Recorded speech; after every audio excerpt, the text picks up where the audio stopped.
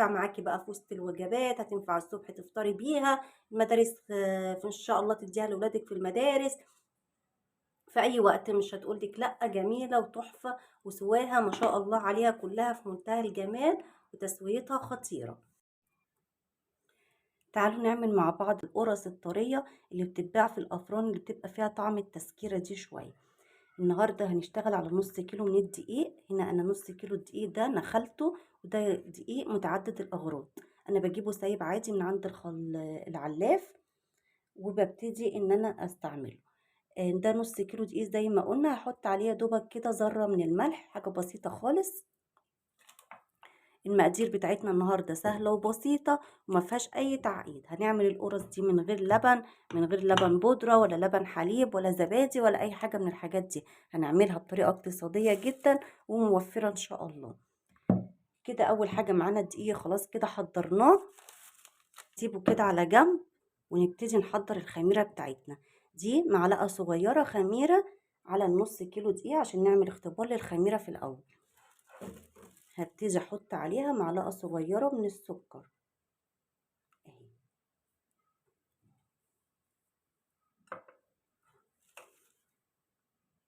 دي كوبايه ميه هنستعملها على العجين بتاعنا. هاخد منها شويه ميه كده، والميه دي تكون دافيه كده، دفا ايه دمعه العين.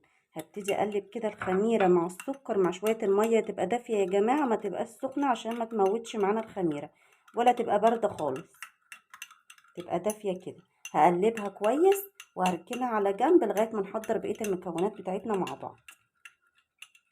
نجهز كده حاجتنا جنبنا علشان تبقى كل المكونات معانا جاهزة، ونبتدي نشتغل في الايه في الطريقة على طول. كده حضرنا الخميرة اهي. هتبتدي بقى تعلى معانا، ولو لقيتيها راكزة في مكانها وما عليتش يبقى كده الخميرة بتاعتك مش كويسة، ترميها على طول وتجيبي خميرة غيرها. يبقى كده الدقيق وادي الخميرة. تعالوا نحضر بقى ايه المية بتاعتنا بتاعت العجين اللي هنعجن بيها. احنا قلنا كوباية مية على نص كيلو دقيق، وممكن تزيد وممكن تقل.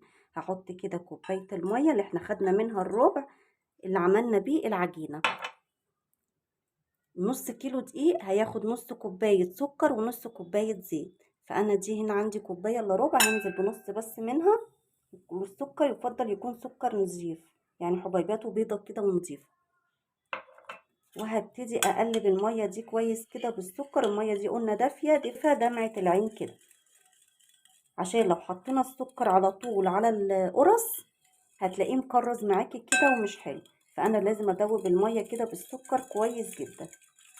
دوبت السكر كده كويس في المية بالشكل ده كده. يبقى كده الخميرة جهزت والسكر بالمية. نرجع بقى تاني للدقيق بتاعنا. ما تحسيش ان الخطوات كتيرة، الخطوات بسيطة يا جماعة، بس احنا بنرتب حاجاتنا كده عشان نبقى شغالين صح وما ننساش حاجة. خلاص كده اهو الدقيق. هبتدي بقى احط عليه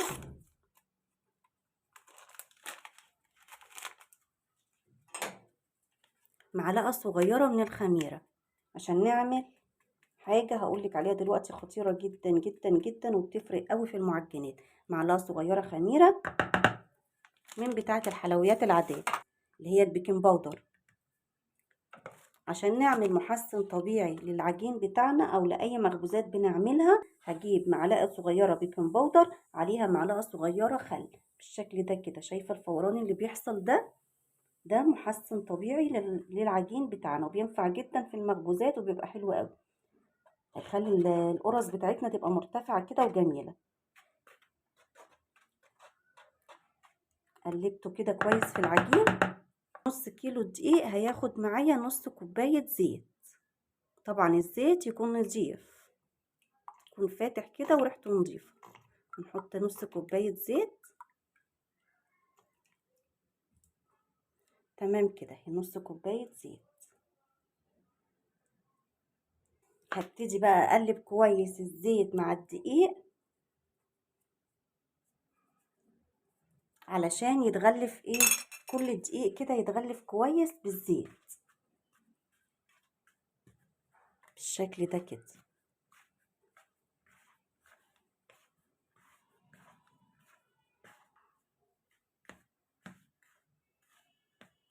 غلفت الدقيق كده كويس مع الزيت بالشكل ده كده، عامل زي ايه حبيبات الرمل. هبتدي بقى انزل عليه بالمية بتاعتي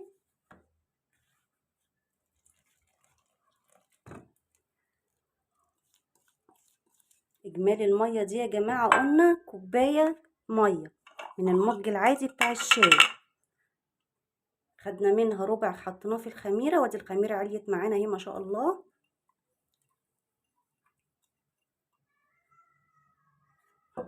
وهبتدي اعجن بقى العجينه دي بتاعتي كويس جدا. في المرحله دي تقدري انك انت تضيفي مع العجين زبيب او جوز هند او سمسم زي ما انت محبه. انا هنا هحط لها شويه زبيب، وده اختياري، تقدري تحطيهم ما تحطوش دي براحتك انت. انا هزود معايا كده شويه زبيب مش كتير.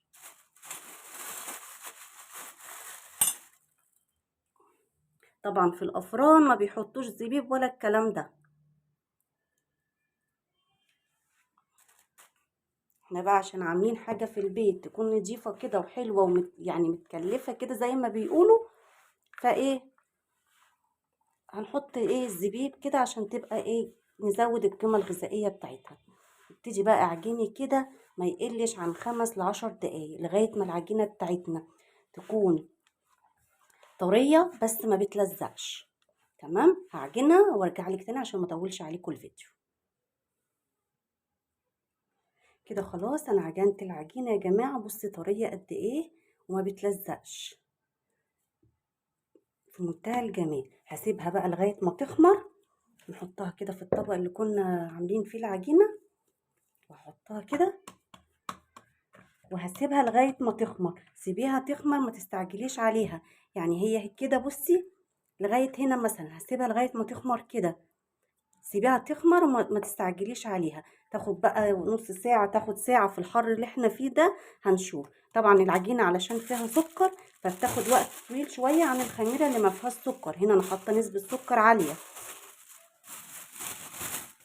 فهبتدي اغطيها كده باي كيس عندك استرتش او شنطة اي حاجة عندك، وابتدي اغطيها بالشكل ده كده.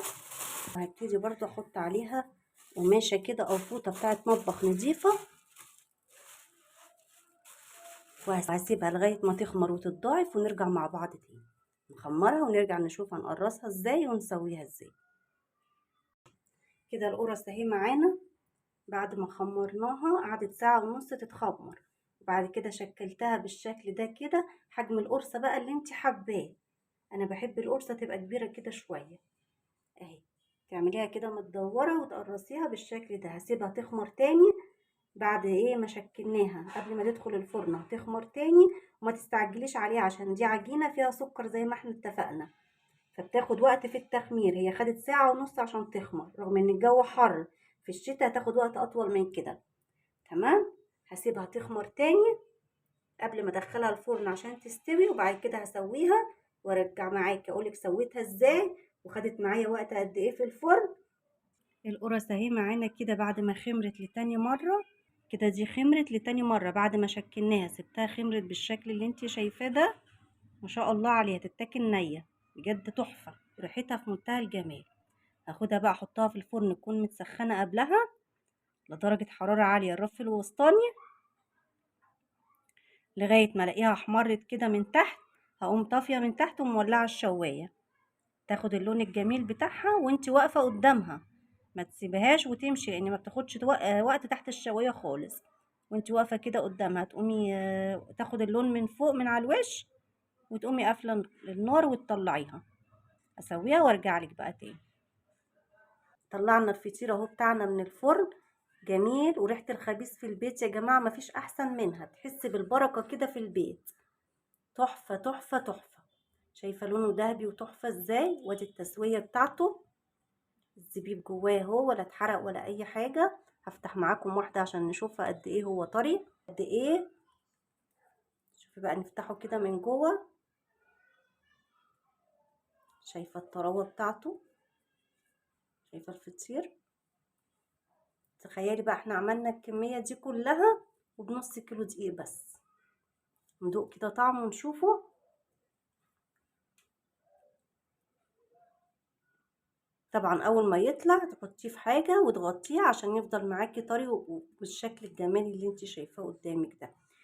شوفي بقى لو هنجيب الحاجات دي من الفرن هتجيبيها بكام. احنا عملنا الكمية اللي انت شايفاها دي كلها بنص كيلو دقيق بس. شوفي بقى لو هنجيبه من الفرن هنجيبها بقد ايه. فطير الافران بطريقة سهلة وبسيطة هتعمليه من نص كيلو دقيق بس، هتعمليه وهتملي البيت كله خير وبركة. لان ريحة الخبيز يا جماعة لوحديها في البيت بركة، بركة كبيرة في البيت، وبتحسي بريحة الخير كده وايام زمان. فبجد طريقة حلوة قوي وموفرة، الطريقة جميلة جدا، مخدش وقت خالص، وسهلة وبسيطة، واي حد هيقدر يعملها، حتى لو اول مرة تخش المطبخ هتعمليها.